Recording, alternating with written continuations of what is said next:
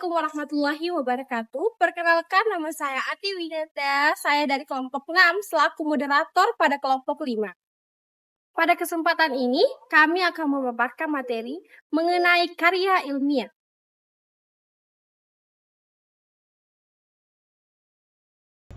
Karya ilmiah adalah tulisan yang dibuat berdasarkan fakta dan penelitian. Salah satu contohnya adalah makalah penelitian. Tujuan dari karya ilmiah adalah untuk mencari jawaban dari suatu masalah dan membuktikan kebenarannya. Biasanya karya ilmiah dibuat dengan metode yang teratur dan logis. Topiknya bisa baru atau kelanjutannya dari penelitian sebelumnya. Penulis menggunakan teori, data, dan pendapat ahli untuk mendukung tulisannya. Karya ilmiah juga harus ditulis dengan bahasa yang jelas dan sesuai aturannya. Selanjutnya kita ke hakikat karya ilmiah. Hakikat karya ilmiah adalah tulisan yang membahas suatu masalah berdasarkan ilmu pengetahuan dan tulis dengan aturan penulisan yang benar. Tulisan ini disusun secara objektif, jujur, dan menggunakan bahasa baku, serta didukung oleh fakta, teori, dan bukti nyata. Disebut ilmiah karena disusun mengikuti langkah-langkah ilmiah, seperti menemukan masalah, membuat dengan hipotesis, mengumpulkan data, menarik kesimpulan, dan menguji kembali langkah-langkah ini menjadi dasar penting dalam penulisan karya ilmiah. Jenis-jenis karya ilmiah yang pertama itu ada paper dan makalah. Paper dan makalah merupakan rumusan atau simpulan pemikiran sebagai hasil telah atau pengkajian sederhana dari sebuah referensi, bacaan, ilmuwan, atau penulis sebelumnya. Jenis karya ilmiah ini biasanya diberikan oleh guru atau dosen kepada mahasiswa atau siswanya. Tujuannya untuk membangun ruang bagi peserta didik untuk menuangkan gagasan ilmiahnya atau mengasah kemampuan intelektualnya dalam menati permasalahan yang berkembang. Yang kedua ada laporan praktikum. Laporan praktikum biasanya merupakan laporan tertulis dari serangkaian kegiatan praktikum yang dilakukan oleh seseorang atau sekelompok siswa atau mahasiswa. Dalam menulis laporan, unsur kronologis menjadi sangat penting karena praktek kerja baik di lapangan atau di laboratorium terdiri atas tahap-tahap sistematis yang harus diinformasikan secara sistematis juga. Dalam artikel. Yang ketiga itu ada artikel. Artikel merupakan gagasan tertulis dari penulis tentang suatu permasalahan yang didasarkan pada kajian pustaka atau hasil penelitian. Artikel merupakan diseminasi pemikiran dari ahli atau seseorang secara intens mengamati permasalahan tersebut.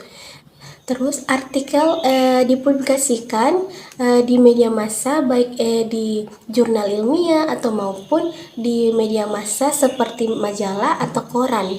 Yang keempat, tugas akhir baik skripsi tingkat S1, tesis atau S2 maupun disertasi atau S3 merupakan karya ilmiah yang ditunjukkan untuk mengakhiri studi di perguruan tinggi. Tugas akhir biasanya berupa hasil penelitian dalam bidang tertentu atau sesuai jurusan atau program studi yang diambil dan kemudian diujikan secara lisan dan memperoleh derajat kelulusan dan kelayakan karya tersebut. Prinsip-prinsip penulisan karya ilmiah. Di sini saya akan menjelaskan tentang prinsip-prinsip apa saja yang perlu kita pahami untuk menuliskan karya ilmiah. Menurut Ahmad, pada tahun 2010, halaman 167 sampai 168, prinsip-prinsip utama yang mendasarkan penulisan karya ilmiah terbagi menjadi 3 bagian. Yang pertama itu adalah objektif. Artinya, setiap pernyataan karya ilmiah dalam karyanya harus didasarkan kepada data dan fakta. Kegiatan ini disebut studi empiris. Objektif dan empiris merupakan 2 hal yang saling bertautan. Yang kedua adalah prosedur atau penyimpulan penemuannya melalui penalaran induktif dan deduktif. Yang ketiga adalah rasional dalam pembahasan data. Artinya, seorang penulis karya ilmiah dalam menganalisis data harus menggunakan pengalaman dan pikiran secara logis. Selanjutnya adalah ciri-ciri karya ilmiah. Menurut Ahmad, pada tahun 2010 halaman 167 sampai 168 mengemukakan 12 ciri-ciri karya ilmiah. Yang pertama adalah logis. Artinya, segala keterangan yang disajikan dapat diterima oleh akal atau masuk akal.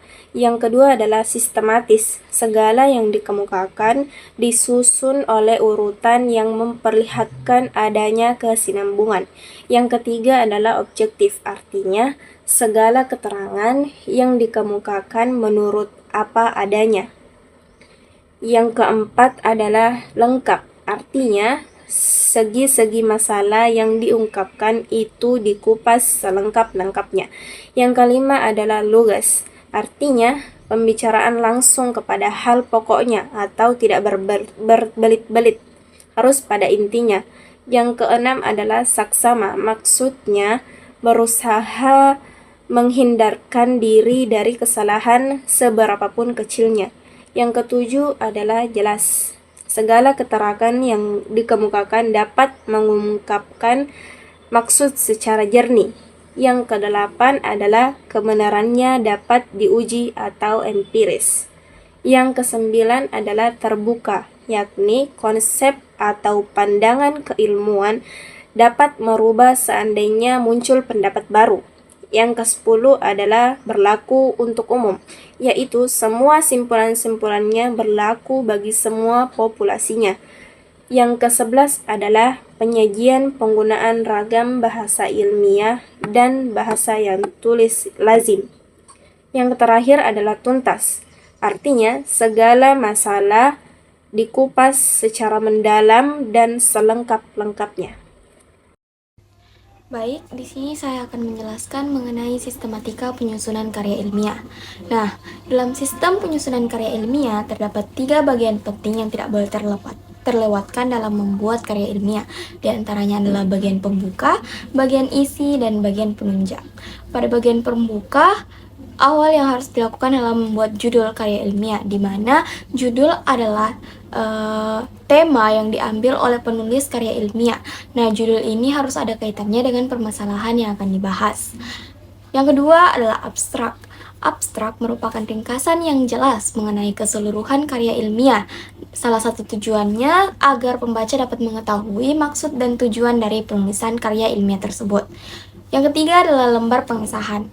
Nah, lembar pengesahan ini biasanya memuat tanda tangan persetujuan dari pihak-pihak yang ada kaitannya dengan karya ilmiah yang akan disusun. Yang keempat, kata pengantar, di mana bagian kata pengantar umumnya selalu memuat kalimat puji-pujian kepada Tuhan Yang Maha Esa. Kata pengantar dapat berupa sedikit gambaran mengenai karya ilmiah dan berisikan ucapan terima kasih penulis kepada berbagai macam pihak, serta di sela-selanya diakhiri harapan penulis terhadap karya ilmiahnya yang disusunnya. Yang kelima adalah daftar isi. Daftar isi berisikan daftar halaman atau letak bab-bab maupun sub-bab pada karya ilmiah. Yang keenam adalah daftar lampiran. Daftar lampiran berisikan daftar letak lampiran atau dokumen tambahan yang berkaitan dengan karya ilmiah. Misalnya, dokumen apa saja yang dilampirkan pada bagian akhir karya ilmiah. Yang ketujuh adalah daftar tabel. Daftar tabel berisikan daftar halaman tabel atau letak tabel yang ada pada karya ilmiah. Selanjutnya kita beralih pada bagian isi. Bagian isi terdiri dari pendahuluan, kajian teori, pembahasan, dan penutup. Nah, pada pendahuluan terdapat latar belakang masalah, di mana pada bagian ini berisikan fakta-fakta yang ada hubungannya dengan masalah yang dihadapi, sehingga masalah dapat dirumuskan dan juga mengungkapkan alasan penentuan suatu masalah yang harus dicarikan solusinya. Penulis dapat memberikan pendapat atau mengutip teori-teori dari artikel, berita, menurut ahli, ataupun yang lainnya, di mana teori-teori tersebut dapat mendukung terhadap fakta permasalahan yang akan dibahas. Kedua yaitu rumusan masalah.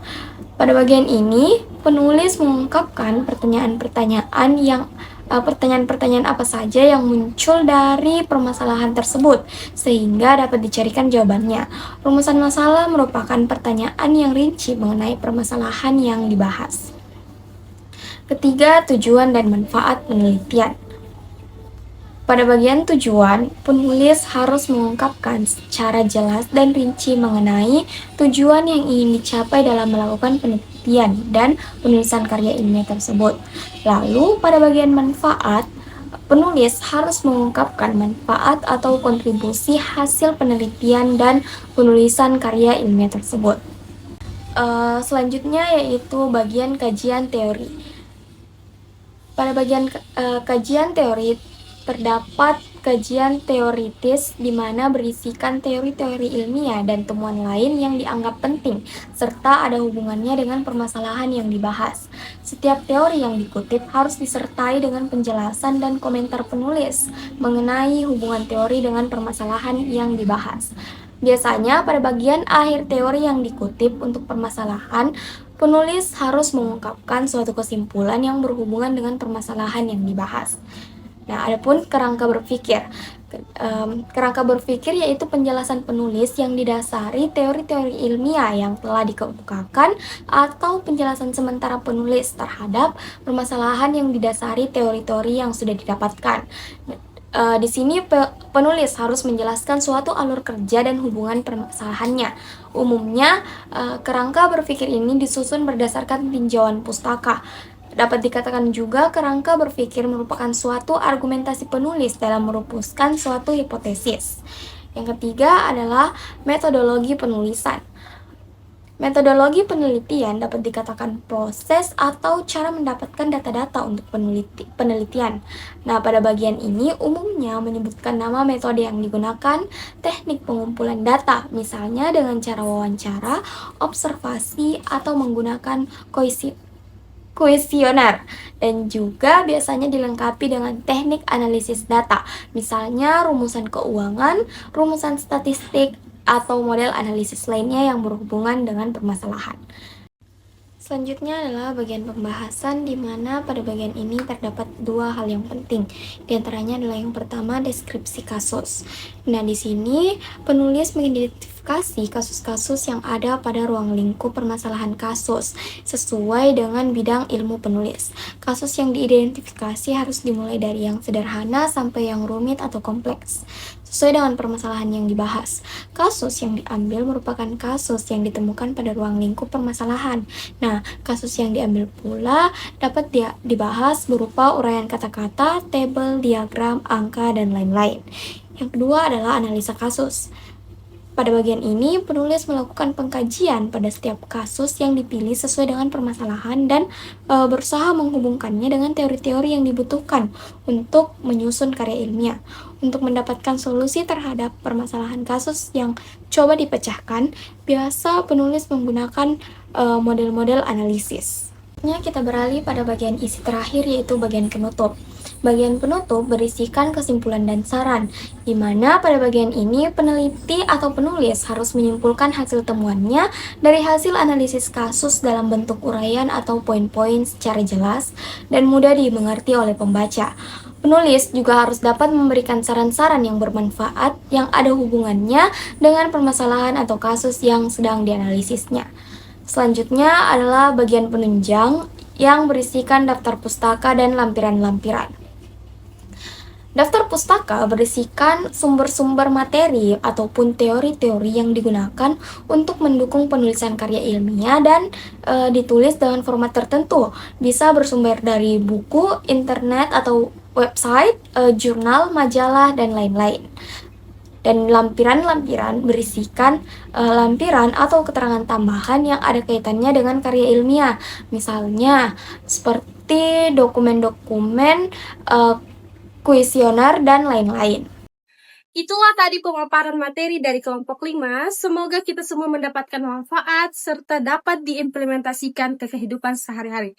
Sekian dari kelompok kami. Wassalamualaikum warahmatullahi wabarakatuh.